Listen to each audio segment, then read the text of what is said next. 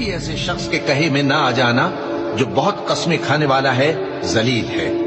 شرارت سے اشارے کرنے والا، لگائی بجھائی کرنے والا، مال دینے میں بڑا بخیل، حد سے بڑھا ہوا بدکار، سخت خو اور اس کے علاوہ بدذات ہے۔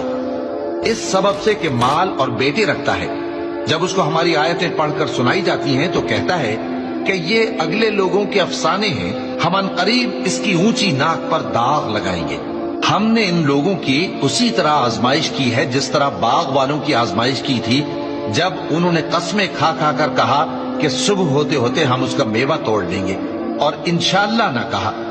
سو وہ ابھی سو ہی رہے تھے کہ تمہارے پروردگار کی طرف سے راتوں رات اس پر ایک آفت پھر گئی،